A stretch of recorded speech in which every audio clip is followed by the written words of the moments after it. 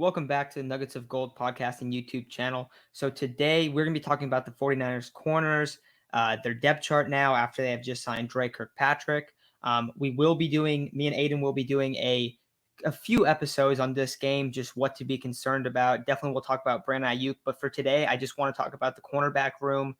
Jason Verrett, first off, really, really crappy to see him go down with an injury.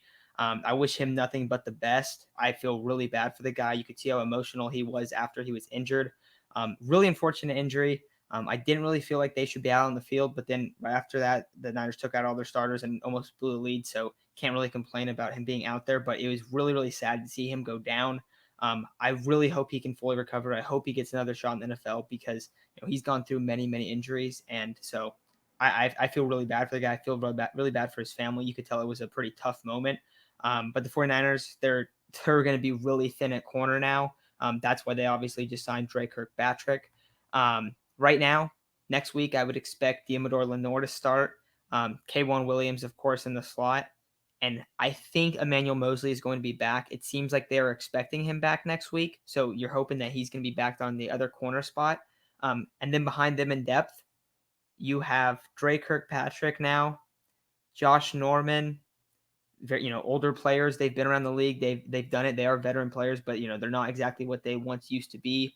Then after that, you have Dante Johnson and Ambry Thomas. I really don't think you want to see either of these guys on the field. I mean, as we saw just in this Lions game, you know, I believe that Ambry Thomas can still become a good player, but he's very raw. He's not ready to be on the field yet. He's pretty much like the last corner on the roster, and you don't want to see him out there. He's just going to get toasted.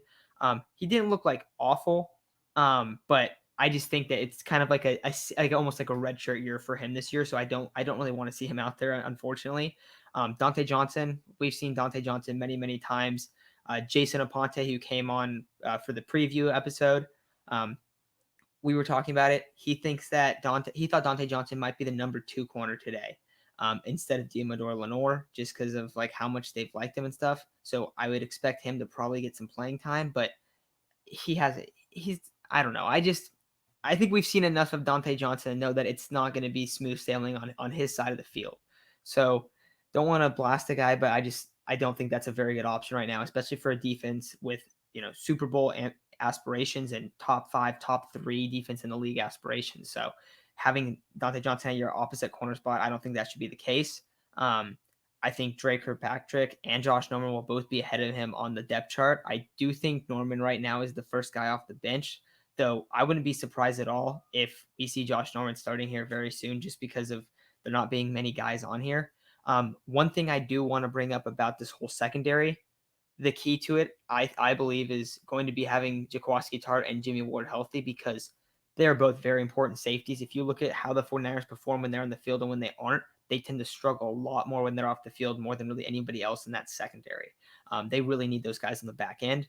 With that said, if the 49ers number 2 corner, whoever it is, say they go down with another injury or even their nickel corner in K1 Williams, if one of those guys goes down and the guy that is being put in that spot just cannot handle it and they're just torching him, Jimmy Ward can go down and play corner, outside, or in the nickel.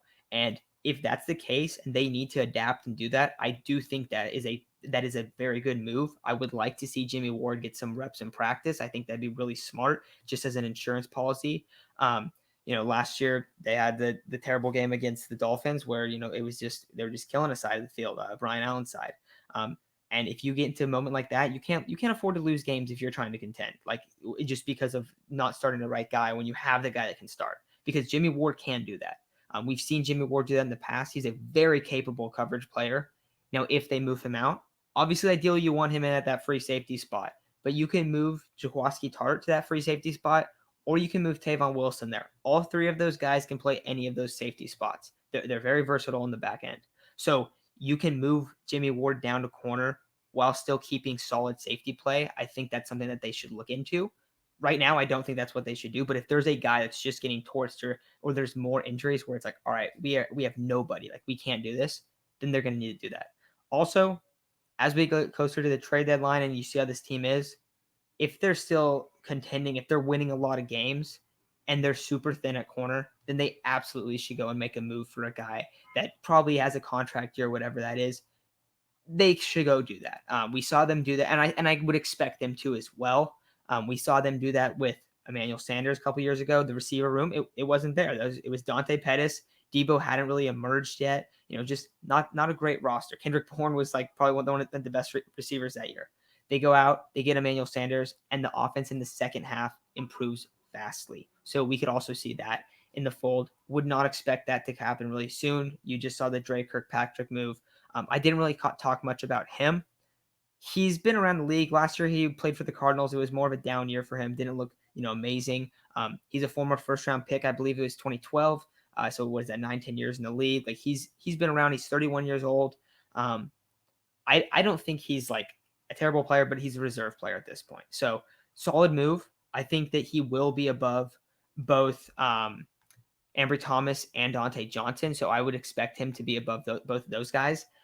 So maybe fourth or fifth on the depth chart. And I think that's a solid place for him. If you're rocking out there with like him as your initial starting corner, I don't think that's a great idea. But right now, Emmanuel Mosley and Diamador Lenore are going to be your starting outside corners, I believe.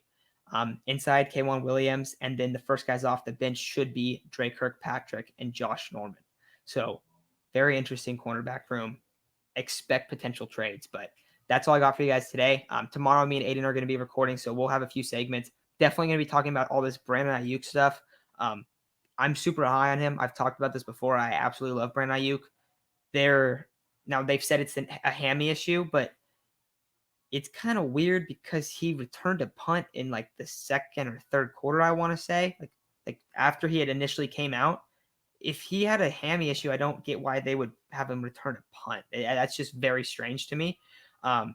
So it does seem like there's been some rumors that there's something else to it. I have no idea what that is, but concerning, very concerning. Now, luckily, Deebo Samuel picked up the slack, and like I said, we're not discussing the full game today, but me and Aiden will be doing that.